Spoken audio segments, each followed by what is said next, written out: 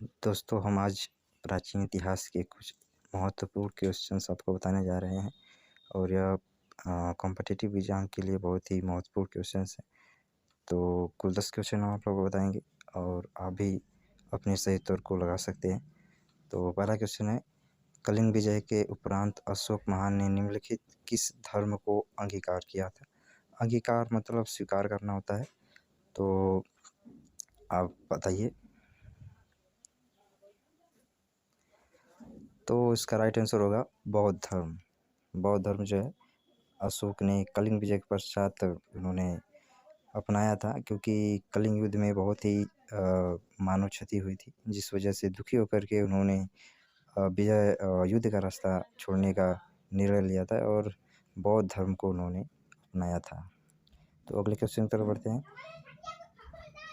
मालवा, गुजरात एवं महाराष्ट्र किस शासक ने पहली बार जीते थे? तो ये तीनों ही जो उस समय प्रांत थे, तो उस तीनों प्रांतों को किस शासक ने पहली बार जीता था? हर्ष, स्कंदगुप्त, विक्रमादित्य या चंद्रगुप्त? तो राइट आंसर होगा इसका चंद्रगुप्त। चंद्रगुप्त मौर्य जो है, इन्होंने जब अपना राज्य का विस्तार कर रहे थे, तो उस समय इन्होंने पहले मालवा, गुजरात और महाराष्ट्र तीनों ही प्रांतों को जीता था। तो नेक्स्ट क्वेश्चन की तरफ चलते हैं। तीसरा क्वेश्चन है, निम्नलिखित में से किस मौर्य राजा ने दक्कन की विजय प्राप्त की थी? तो इनके चार ऑप्शन है, अशोक, चंद्रगुप्त, बिंदुसार और कुणाल। तो किस मौर्य राजा ने दक्कन की विजय प्राप्त की थी? तो इसका राइट आंसर होगा चंद्रगुप्त। तो चंद्रगुप्त ने दक्कन की विजय पहली बार प्राप्त करी थी, जो कि यूनानी लेखक जस्टिन ने इस बात का जिक्र किया है कि 6 लाख सेना जो है चंद्रगुप्त ने लेकर के चढ़ाई किया था दक्कन पे और वहाँ पे विजय प्राप्त की थी।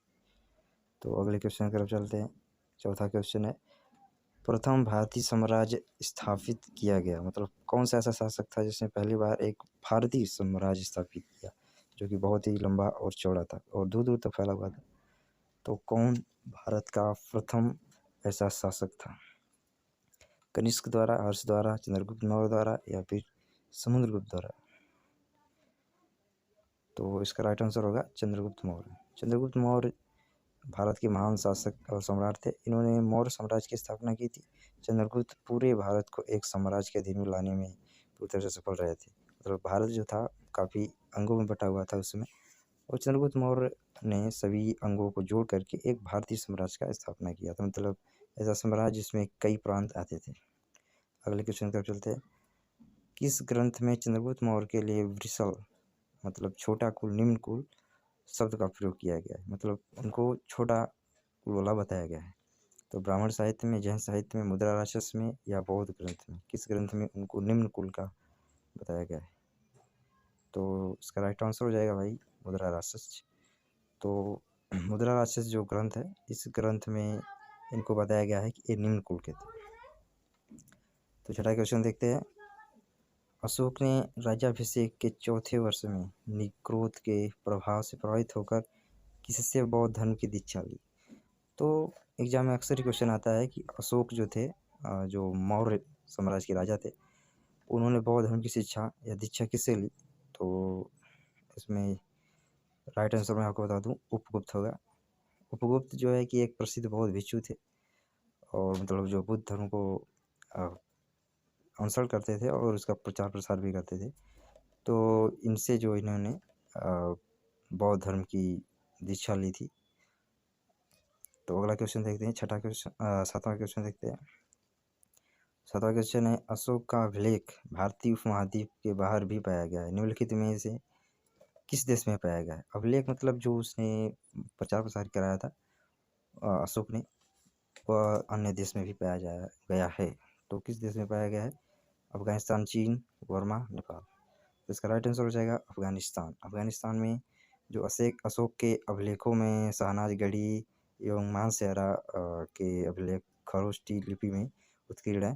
तो तक्षशिला एवं लघुमान के समीप अफगानिस्तान अभिलेख अरमाइक एवं गिरिड में उत्कीर्ण किया गया, मतलब उसको बताया गया है। तो अगला क्वेश्चन देखते हैं।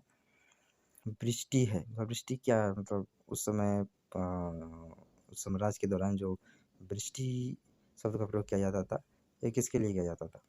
जिला के लिए, प्रांत के लिए, वैवाहिक अनुष्ठान के लिए या फिर बेगारी के लिए? तो इसका राइट आंसर हो जाएगा बेगारी। बेगारी जो है प्राचीन भारतीय कृषिजन्य व्यवस्था एवं राजस्व संबंधित पारिभाषिक शब्दावली के अनुसार वृष्टि से प्राय की बंधुआ मजदूरी, बिना मजदूरी के श्रमिक, करों के बदले का कर देने के साथ साथ मुफ्त मजदूरी कराना। ठीक है, तो बंधुआ मजदूरी करते थे लोग पहले, मतलब कोई एक व्यक्ति कई मजदूरों को रख करके उनसे काम करवाता था, उनके बदले उनको कुछ थोड़ा खाने पीने की चीज़, ये सब चीज़ें मुहैया करवा देते थे। तो इसको वृष्टि अर्थात बेगारी कहते हैं। 9वां क्वेश्चन देखते हैं, किसके शासनकाल में डीमैक्स भारत आया था? तो किसके शासनकाल में डीमैक्स भारत आया था? चंद्रगुप्त मौर्य, बिंदुसार, अशोक, कनिष्क। तो इसका राइट आंसर हो जाएगा बिंदुसार। जो डायमैक्स सीरिया नरेश अंतिकियस का राजदूत था, वह बिंदुसार के शासनकाल में भारत आया था।